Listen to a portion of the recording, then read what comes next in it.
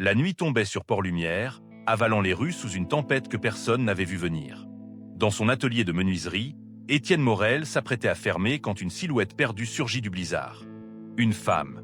Une enfant. Gelée, épuisée, terrifiée. Étienne ne savait rien d'elle.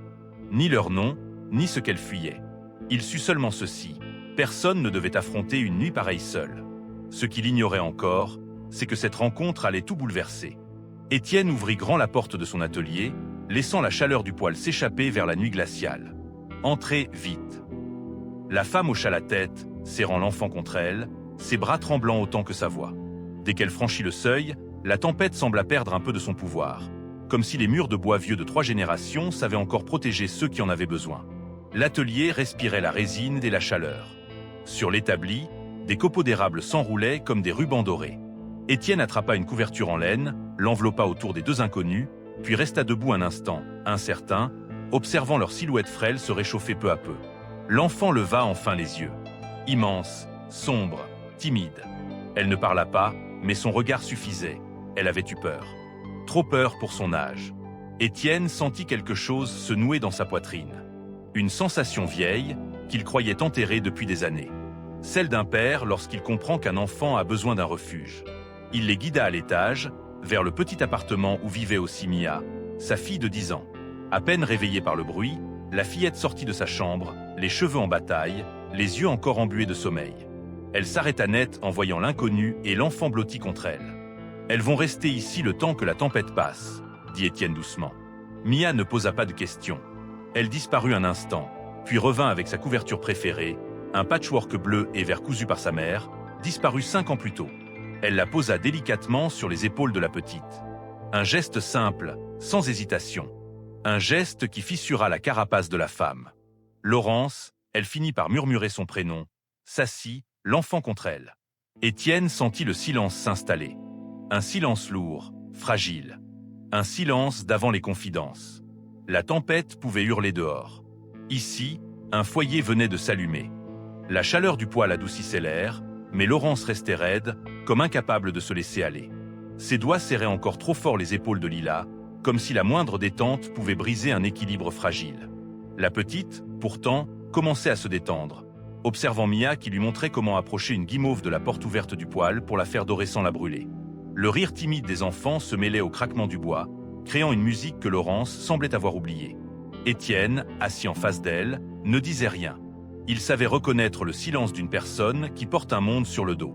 Il l'avait porté lui-même, autrefois, quand la maladie avait rongé Aline, sa femme, jusqu'à l'emporter. Ce soir-là, pourtant, ce n'était pas sa douleur à lui qu'il ressentait. C'était la sienne à elle. Laurence hésita longtemps avant de laisser tomber les mots. Sa voix était basse, presque étranglée. « Je suis désolé de débarquer ainsi. »« Vous n'avez pas à l'être, » répondit Étienne simplement. « Personne ne mérite d'affronter une tempête avec un enfant dans les bras. » Elle baissa les yeux, les ombres du feu dessinant des lignes de fatigue sur son visage. « Ce n'est pas la tempête que je fuis. » Les mots restèrent suspendus. Pas une confession, un aveu de guerre. Étienne hocha la tête, sans la presser. Il savait que certaines vérités doivent sortir d'elles-mêmes, sans qu'on les arrache. Mia éclata de rire lorsqu'une guimauve s'enflamma et que Lila souffla dessus avec panique. Ce rire fit frémir quelque chose en Laurence. Un muscle oublié, une émotion enfouie. Son regard glissa vers sa fille, qui pour la première fois depuis des jours semblait redevenir une enfant. Alors, la muraille se fissura. « Il y a des gens qui veulent nous retrouver », souffla-t-elle. « Et ils ne devraient pas. » Étienne sentit un frisson froid malgré la chaleur de la pièce. « Vous êtes en sécurité ici. Vous avez ma parole. » Elle ferma les yeux une seconde, comme si ce simple engagement était un poids qu'on lui retirait du cœur. Je ne voulais pas impliquer qui que ce soit. Je ne voulais pas mettre qui que ce soit en danger. Étienne se redressa légèrement, la voix calme, ancrée. Vous n'avez rien imposé. Vous êtes venu parce que vous n'aviez plus d'autre choix. Et je suis content que ce choix vous ait mené ici. Laurence croisa enfin son regard. Plus fuyant, plus défensif, seulement vulnérable. Merci. Ce n'était qu'un mot, un souffle. Mais dans ce souffle, il y avait la reconnaissance d'une femme qui n'avait plus fait confiance à personne depuis longtemps. Et sous le toit de bois, tandis que la tempête griffait encore les fenêtres, un fragile sentiment naissait, celui d'une seconde chance, murmuré entre deux silences. La nuit avançait, étirant les ombres sur les murs en bois. Le feu mourait lentement, laissant un halo rougeoyant qui faisait danser les silhouettes des deux fillettes endormies sur le tapis. Laurence, elle, demeurait assise, les mains serrées autour d'une tasse vide. Étienne sentit qu'elle hésitait, qu'elle oscillait entre parler et se taire, comme quelqu'un qui sait que la vérité pourrait tout changer. Il resta près d'elle, silencieux, présent. Parfois, le simple fait d'attendre ouvre une porte. Quand elle commença enfin à parler, ce fut d'une voix rauque, presque brisée. « Je ne suis pas une inconnue pour ceux qui me poursuivent. Ils savent tout de moi. » Étienne hocha la tête, l'encourageant d'un simple regard. « Je dirigeais une grande entreprise, à Paris. » Elle inspira, luttant contre le tremblement de sa propre voix. « Et j'étais mariée à un homme qui n'a jamais supporté que j'existe en dehors de lui. » Elle prononça le prénom comme on prononce un verdict, Victor. Étienne sentit ses muscles se tendre malgré lui. La façon dont elle disait ce nom suffisait à comprendre que cet homme n'était pas une menace ordinaire. Avec le temps, il m'a isolé, contrôlé. D'abord doucement, subtilement, puis de façon plus directe, tout en utilisant Lila comme moyen de pression. À ses yeux, elle était un argument, pas une enfant. Un silence lourd suivit. Même le vent semblait se calmer pour écouter. J'ai essayé de partir plusieurs fois. Chaque fuite se terminait de la même façon. Des menaces, des mensonges, des preuves fabriquées. Il connaît des gens partout. Des gens qui lui rendent des services sans poser de questions. Elle essuya une larme du revers de la main, furieuse contre elle-même. Depuis 2 semaines, nous dormons dans des hôtels, dans la voiture, parfois dans une station-service. Je croyais avoir brouillé les pistes. Mais il nous a retrouvés. Encore. Et encore. Étienne sentit son cœur se serrer. Il repensa à sa propre fille, à la promesse faite à Aline avant qu'elle parte. Protège-la, coûte que coûte. Ce soir, cette promesse s'étendait au-delà du sang. Vous avez fait tout ce que vous pouviez, murmura-t-il. Laurence secoua la tête. Et pourtant, je n'ai fait que fuir. Je voudrais juste une vie normale pour elle. Pas cette cavale. Pas cette peur constante. Étienne regarda Lila, profondément endormie, une petite main agrippant la couverture colorée offerte par Mia. « Elle n'est pas brisée, dit-il doucement. Elle se remettra. Vous aussi. » Laurence releva les yeux vers lui. « Vous parlez comme si c'était encore possible. Comme si cet homme n'allait pas finir par franchir cette porte. » Étienne inspira lentement, puis se leva. Il s'approcha de la fenêtre, écartant légèrement le rideau. La neige tombait en rideaux épais, ensevelissant les rues de Port-Lumière sous un calme presque irréel. Tant que vous êtes ici, il ne passera pas. Il ne parlait pas avec bravade, mais avec une certitude presque tranquille. Celle d'un homme qui n'avait pas oublié comment protéger ceux qui comptent. Quand il revint s'asseoir, quelque chose avait changé dans l'air. Une confiance fragile, encore tremblante, mais bien réelle. Laurence respira plus lentement, comme si les murs de l'atelier, l'odeur du bois, la présence d'Étienne et la douceur des enfants avaient allégé un poids qu'elle portait depuis trop longtemps. Puis un bruit, dehors. Léger, lointain. Un moteur peut-être. Ou juste le vent. Étienne tendit l'oreille. Laurence aussi. L'instant se tendit comme une corde. La tempête semblait retenir son souffle. Et quelque chose, dans cette nuit trop calme, annonçait que leur refuge allait bientôt être mis à l'épreuve. Le bruit revint. Plus clair cette fois. Un moteur, lent, régulier, étouffé par la neige mais bien réel. Étienne se redressa d'un bond, son regard glissant vers les escaliers. « Réveille les filles, doucement, » dit-il à Laurence dans un souffle. Elle ne posa pas de questions. Elle connaissait ce son. Elle l'avait entendu trop souvent ces derniers mois. Elle secoua Lila, qui gémit dans son sommeil avant de serrer plus fort la couverture. Mia, déjà à moitié consciente, se leva aussitôt, comprenant instinctivement que quelque chose n'allait pas. Étienne descendit silencieusement à l'atelier, chaque marche grinçant trop fort à son goût. L'odeur du bois chaud lui parvenait encore, familière et rassurante, mais ce soir, cette sécurité fragile n'était qu'une illusion. Il avança jusqu'à la fenêtre donnant sur la rue. 3 phares perçaient le rideau de neige. 3 voitures, alignées, immobiles, patientes. Son cœur se serra d'un froid qui n'avait rien à voir avec l'hiver. Quand il remonta, Laurence était debout, tenant Lila dans ses bras, le visage blême. Ils sont là, n'est-ce pas? Étienne confirma d'un simple regard. Pas besoin de mots. Il attrapa un sac sous le comptoir, y glissa une lampe torche, une bouteille d'eau, une petite trousse de premier secours. Il y a un chemin derrière l'atelier. Un vieux passage qui mène à l'ancien hangar de pêche. Il est solide et chauffé. Le shérif y passe parfois l'hiver. Vous pouvez vous y abriter. Laurence fronça les sourcils. Et toi? Je dois gagner du temps. Elle secoua la tête, presque furieuse. Tu ne peux pas rester seul. Ils sont plusieurs. Ils sont armés. Ils pensent que vous êtes encore ici. C'est ma meilleure chance pour vous offrir une longueur d'avance. Cet argument, elle le connaissait trop bien. La logique glaciale d'une poursuite. Elle aurait voulu protester, hurler même, mais le sommeil lourd de Lila contre son épaule l'en empêcha. Étienne posa une main rassurante sur son bras. « Je te promets que je vous rejoindrai. » Elle hocha la tête, le souffle court. « Je te crois. » Ils descendirent. L'air de l'atelier semblait plus sombre, plus lourd, les ombres projetées par les phares tremblotants contre les murs. Mia serra la main de Lila, prête à la suivre sans poser de questions. Étienne les guida jusqu'à la porte arrière. La neige entassée formait une barrière glacée, mais il la dégagea d'un coup d'épaule. L'extérieur n'était qu'un tourbillon de blanc.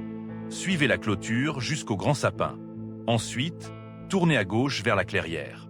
Le hangar est juste après. Laurence inspira profondément, repoussa une mèche de cheveux collée à son front. Étienne. Il la regarda. L'échange fut bref, mais chargé d'une intensité qu'aucune tempête ne pouvait effacer. « Va » murmura-t-il. « Maintenant. » Elle s'élança la première, serrant Lila contre elle. Mia suivit, légère et rapide, la bravoure d'une enfant qui a grandi trop tôt. Les silhouettes disparurent presque aussitôt dans le blizzard. Étienne referma la porte derrière elle, bloqua le verrou, puis se tourna vers la vaste pièce. Son atelier, son sanctuaire. Ce soir, ce serait sa ligne de défense. Il éteignit les lumières, laissant seulement la lueur vacillante du poêle mourant. Le silence qui s'installa avait quelque chose de solennel, presque sacré. Il prit une grande inspiration, ferma les yeux une seconde, puis se mit en mouvement. Ce qu'il aimait autrefois construire, il allait maintenant devoir l'utiliser pour protéger. Pour tenir. Pour eux. Dehors, des portières claquèrent. Des pas crissèrent dans la neige. Des voix étouffées murmurèrent. Étienne serra la mâchoire. La tempête n'était plus seulement dehors. Elle venait d'entrer. Le vent hurlait contre les murs du hangar lorsque Laurence atteignit enfin la clairière. La neige fouettait son visage, l'aveuglait, alourdissait chacun de ses pas. Lila dormait toujours, épuisée, blottie contre son cou. Mia avançait devant elle, petite silhouette courageuse qui levait parfois les yeux pour vérifier qu'elle la suivait. Le vieux hangar de pêche apparut soudain dans la tempête, massif, sombre, comme un refuge planté au milieu du chaos. Laurence poussa la porte. Elle grinça mais céda, laissant sortir un souffle d'air tiède. Un poêle à gaz, silencieux, brûlait encore faiblement. Une lampe d'appoint pendait au plafond, diffusant une lumière dorée. Mia entre vite. La fillette hocha la tête et se glissa à l'intérieur. Laurence referma aussitôt, verrouilla, cala même une caisse de filet contre la poignée. Puis elle posa Lila sur un vieux lit de camp, la couvrit, la caressa du bout des doigts. Seulement alors, elle s'effondra sur une chaise, tremblante. « Il va revenir », souffla-t-elle. « Étienne. » Mia s'approcha doucement, hésitante. « Papa sait se défendre. Il nous l'a promis. » Laurence tenta un sourire, fragile. « Ton père tient toujours ses promesses, n'est-ce pas ?» Mia hocha la tête. « Toujours. » Mais dans ses yeux sombres, une inquiétude bien trop adulte brûlait. Un grondement lointain brisa le silence. Peut-être la tempête. Peut-être autre chose. Laurence se redressa aussitôt, l'oreille tendue. Puis un autre son, un tir. Ou peut-être un morceau de bois qui cède. Elle ne savait plus. Son cœur battait trop fort. Elle bondit vers la fenêtre minuscule, scruta la nuit. Rien que du blanc. Rien que le vent. Restez ici, je reviens. Non, s'écria Mia, la voix serrée. Ne sors pas. Laurence se figea. Elle regarda les deux fillettes. Lila, encore endormie, respirant faiblement. Mia, debout, tremblante mais courageuse. Elle comprit alors. Étienne avait tenu la ligne pour leur offrir une chance. Et maintenant, c'était à elle de tenir la leur. Elle inspira profondément, revint auprès de Mia et lui prit doucement les mains. « Tu as raison. Je ne sors pas. On attend. Ensemble. » Minute après minute, le silence se fit plus lourd, comme suspendu. Le vent sembla faiblir. La tempête elle-même retenait son souffle. Puis, des pas. Des pas lourds, hésitants, qui s'enfonçait dans la neige. Il se rapprochait, s'arrêtait, reprenait. Mia se colla contre Laurence, qui la serra fort. « Ça va aller, répétait-elle, sans savoir si elle tentait de rassurer l'enfant ou elle-même. Une ombre apparut derrière la vitre givrée. Le cœur de Laurence se figea. La poignée bougea. Une fois, 2 fois, puis une voix. Faible, fatiguée, mais vivante. « Laurence, ouvre. C'est moi. » Elle reconnut immédiatement la tonalité grave, éraillée. Elle bondit vers la porte, repoussa la caisse, fit sauter le verrou et tira d'un coup. Étienne vacilla en entrant. Son manteau était déchiré, ses joues rougies par le froid, sa respiration haletante. Mais il se tenait debout. Vivante. Laurence le rattrapa avant qu'il ne tombe. « Étienne, mon Dieu !» Il esquissa un sourire fatigué. « Ils sont partis. Le shérif est arrivé avec ses hommes. On est en sécurité. Vous aussi. » Mia, en larmes, se jeta dans ses bras. Il la serra fort, les yeux brillants. Quand il releva la tête, son regard croisa celui de Laurence. Une douceur immense y brûlait, plus forte que la peur, plus forte que la nuit. « Vous avez tenu bon, » murmura-t-il. Elle hocha la tête, incapable de parler, puis l'enlaça à son tour, sans retenue. Elle sentit sa chaleur, son souffle, son odeur de bois et de neige fondue. Et dans cette étreinte, quelque chose se scella, naturellement, sans promesse ni explication. Quand Lila se réveilla un peu plus tard, Étienne était assis près d'elle, lui tenant la main. Mia dormait contre son épaule. Laurence, assise à côté d'eux, regardait la scène avec une certitude nouvelle. La tempête était passée, le danger aussi. Et ce hangar, ce petit coin de nuit, n'était plus seulement un refuge. C'était le premier pas d'une vie qu'ils allaient construire ensemble.